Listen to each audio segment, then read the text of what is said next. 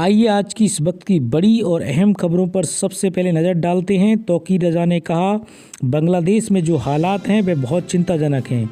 हिंदुओं को खास तौर से निशाना बनाया जा रहा है, उनके मंदिरों पर हमले हो रहे हैं। मैं सरकार से मांग करता हूं कि मुझे बांग्लादेश जाने की इजाज़त दी जाए। मैं अपनी टीम के साथ वहां पर जाना चाहता हूं और वहां के अल्पसंख्यकों की सुरक्षा के लिए काम करना चाहता हूं। वहीं अगली बड़ी खबर किसान आंदोलन से जुड़ी है। शंभू बॉर्डर पर बिगड़े हालात, किसानों को रोकने के लिए हरियाणा पुलिस ने छोड़े आंसू गैस के गोले। पंजाब और हरियाणा की सीमाओं पर बीते 11 महीने से डटे किसानों ने दिल्ली मार्च शुरू किया है। हालांकि किसानों को पुलिस ने रोक दिया है। 101 किसानों का जत्था दिल्ली के लिए अंबाला के शंभू बॉर्डर से रवाना हुआ, लेकिन दोपहर 1:30 बजे के करीब पुलिस ने उन्हें रोक दिया। इस दल के पास दिल्ली जाने की परमिशन नहीं है। बॉर्डर के आसपास पुलिस ने बैरिकेडिंग भी की है और सीमाओं को सील किया है। अंबाला में स्कूलों को बंद करने के आदेश दिए गए हैं। फिलहाल अब तक हालात शांत हैं। किसानों पर आंसू गैस के गोले छोड़े गए। वहीं अगली बड़ी खबर में राज्यसभा में अभिषेक मनु सिंघवी की सीट से मिली नोटों की गड्डियां। सभापति बोले जांच हो। कांग्रेस की बेंच पर नोटों की गड्डियां मिलने को लेकर राज्यसभा में हंगामा हो गया। सभापति जगदीप धनखड़ ने इस बात की जानकारी दी, जिसके बाद इस मामले पर राजनीति शुरू हो गई। राज्यसभा की सीट संख्या 122 के नीचे 500 के नोटों की एक गड्डी मिली, जो वर्तमान में तेलंगाना से निर्वाचित कांग्रेस सांसद अभिषेक मनु सिंघवी को सौंपी गई। सूत्रों के मुताबिक राज्यसभा में 50,000 रुपये मिले। वहीं आगे प्रियंका के आने से बदला सीट आवंटन, इंडिया गठबंधन की बड़ी मुसीबत। अयोध्या के सांसद को पीछे भेजने से समाजवादी पार्टी नाराज। लोकसभा में प्रियंका गांधी की एंट्री के बाद समाजवादी पार्टी के अयोध्या सांसद अवधेश प्रसाद को पहली पंक्ति में जगह नहीं मिलने से नाराज हैं। समाजवादी पार्टी के सूत्रों का कहना है कि पार्टी प्रमुख अखिलेश यादव को सीट आवंटन के संबंध में हो रही बातचीत और निर्णय की जानकारी उचित समय पर नहीं दी गई। अब अखिलेश यादव चाहते हैं कि अवधेश को पहली पंक्ति में जगह मिले। इसी बीच डिम्पल यादव ने लोकसभा अध्यक्ष ओम बिरला से मुलाकात कर अवधेश प्रसाद को अग्रिम पंक्ति में जगह देने का अनुरोध किया है। दूसरी ओर दूसरी पंक्ति में भेजे गए डीएमके सांसद टीआर बालू ने कांग्रेस से अपने लिए अग्रिम पंक्ति की सीट की मांग की है। वहीं आगे उदय प्रताप कॉलेज के बाद अब काशी विद्यापीठ में मस्जिद को लेकर बवाल। छात्रों ने यूनिवर्सिटी के आसपास से लाउड स्पीकर हटाने को लेकर किया प्रदर्शन। वाराणसी के उदय प्रताप कॉलेज के परिसर में मौजूद मजार और मस्जिद पर भले ही उत्तर प्रदेश सुन्नी सेंट्रल बोर्ड ने दावा छोड़ दिया हो, मगर अब कॉलेज और विश्वविद्यालय में स्थिति मस्जिदों को लेकर विरोध प्रदर्शन का दौर शुरू हो गया है। वाराणसी के महात्मा गांधी काशी विद्यापीठ विश्वविद्यालय में कुछ ऐसा ही नज़ारा उस समय पर देखने को मिला, जब दर्जनों की संख्या में प्रदर्शनकारी छात्रों ने न केवल विश्वविद्यालय के प्रशासनिक भवन के सामने जमकर विरोध किया, बल्कि मार्च भी निकाला। अगली बड़ी खबर संभल से जुड़ी है। संभल के शाही जामा मस्जिद में 2018 में किया गया अवैध निर्माण, एएसआई के वकील ने किया दावा। नवंबर में संभल के शाही जामा मस्जिद और हरिहर मंदिर विवाद में भारतीय पुरातत्व विभाग के वकील विष्णु शर्मा द्वारा एक महत्वपूर्ण हलफनामा दाखिल किया गया है। इस हलफनामे में कुछ गंभीर जानकारी उजागर हुई है, जो इस विवाद के घटनाक्रम को लेकर एक नया मोड़ दे सकती हैं। वहीं आगे अगर ईवीएम पर भरोसा नहीं है तो इस्तीफा दे कांग्रेस के नेता। राहुल प्रियंका को बीजेपी का खुला चैलेंज। बीजेपी प्रवक्ता गौरव भाटिया ने कहा कि कांग्रेस के मुख्यमंत्रियों और राहुल गांधी और प्रियंका गांधी वाड्रा को इस्तीफा दे देना चाहिए, क्योंकि वे उसी चुनावी प्रक्रिया के जरिए चुनाव जीत कर आए हैं जिस पर विपक्षी दल सवाल उठा रहा है। उन्होंने कहा कि ये विडंबना है कि कांग्रेस अध्यक्ष मल्लिकार्जुन खड़गे ने उस दिन ईवीएम पर सवाल उठाया जिस दिन प्रियंका गांधी वाड्रा ने लोकसभा सांसद के रूप में शपथ ली थी। बीजेपी प्रवक्ता गौरव भाटिया ने यह भी कहा कि जिस तरह का रुख उनके द्वारा उठाए जा रहे हैं मुद्दों पर उनके विश्वास को दर्शाएगा, अन्यथा उनके आरोप खोखले शब्दों के अलावा कुछ नहीं होंगे। उन्होंने कहा कि कांग्रेस को इस मुद्दे पर अदालतों में भी जाना चाहिए। उन्होंने इस बात पर भी जोर दिया कि सुप्रीम कोर्ट ने कई बार चुनावी प्रक्रिया की पारदर्शिता और चुनावी वोटिंग मशीन की प्रामाणिकता का समर्थन किया है।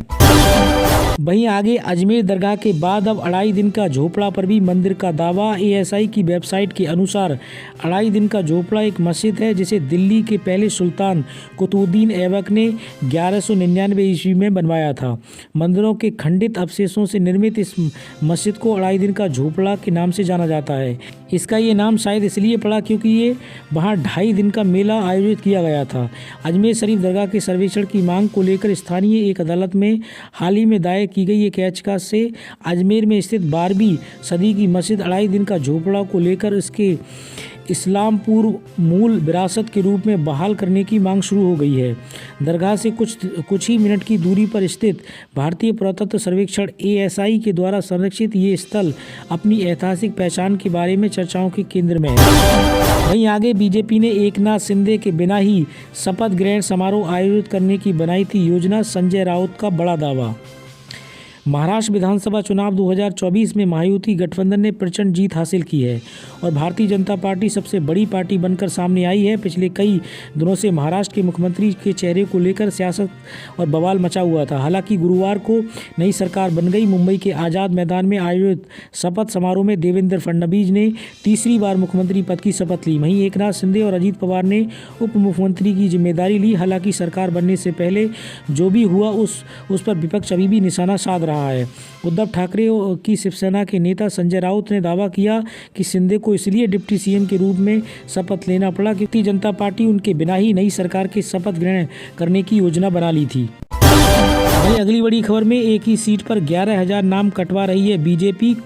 कागज और वोटर दिखाकर केजरीवाल इलेक्शन कमीशन पर बिखरे। आम आदमी पार्टी के मुखिया अरविंद केजरीवाल ने कहा कि भारतीय जनता पार्टी दिल्ली में बड़े स्तर पर वोट कटवाने के लिए चुनाव आयोग में आवेदन दे रही है। उन्होंने शाहदरा सीट पर एक महीने में 11,018 वोट कटवाने के आवेदन का दावा करते हुए चुनाव आयोग की भूमिका पर भी सवाल उठाए। उन्होंने आरोप लगाया कि चुनाव आयोग चोरी छिपे ऐसे वोटर्स का नाम हटा रहा है जो कि जीवित हैं और अपने पते पर ही रहते हैं। केजरीवाल ने प्रेस कॉन्फ्रेंस में कुछ ऐसे लोगों को पेश भी किया। पूर्व CM ने चुनाव आयोग से मांग की कि अब चुनाव होने तक किसी वोटर का नाम ना काटा जाए। वहीं उन्होंने आगे कहा, आज हम एक विधानसभा का डेटा रख रहे हैं, आने वाले समय में और विधानसभा क्षेत्र में डेटा रखा जाएगा। शाहदरा विधानसभा क्षेत्र में पिछले एक महीने में भारतीय जनता पार्टी ने 11,008 वोट कटवाने के लिए आवेदन दिया था। इसमें हर पेज पर भारतीय जनता पार्टी के पदाधिकारी विशाल भारद्वाज के हस्ताक्षर हैं। भारतीय जनता पार्टी ने लेटर हेड पर आवेदन दिए। चुनाव तक पता नहीं कितने वोट कटवाएंगे। इन आवेदनों में कहा गया है कि ये लोग या तो शिफ्ट हो गए हैं या मर गए हैं। हमारे लिए कम समय में सबकी जाँच कराना संभव नहीं था। हमने 500 लोग छांटे हैं। कई तो नहीं मिले, लेकिन 500 से 372 लोग ऐसे मिले जो वहीं रह रहे हैं। वहीं दिल्ली शाहदरा के जिला मजिस्ट्रेट ने आम आदमी पार्टी के मुखिया अरविंद केजरीवाल के वोट काटने के दावे को खारिज कर दिया है। वहीं आगे पटना में BPSC अभ्यर्थियों को पुलिस ने दौड़ा कर पीटा। नॉर्मलाइजेशन के विरोध में भारी हंगामा। बिहार लोकसेवा आयोग BPSC 17वीं PT परीक्षा 13 दिसंबर को होने वाली है। इस परीक्षा में नॉर्मलाइजेशन और मल्टीपल सेट क्वेश्चन का प्रावधान लागू करने की मांग को लेकर सैकड़ों की संख्या में अभ्यर्थी पटना में BPSC कार्यालय पर जुट गए।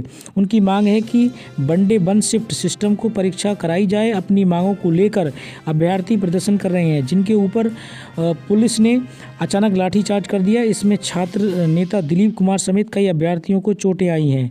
सैकड़ों की संख्या में BPSC की तैयारी कर रहे युवा और युवतियां बेली रोड पर जमे हुए हैं। उनका कहना है कि जब तक आयोग की ओर से उन्हें नॉर्मलाइजेशन और मल्टीपल सेट का प्रावधान हटाने को लेकर लिखित आश्वासन नहीं दिया जाएगा, तब तक पीछे नहीं हटेंगे।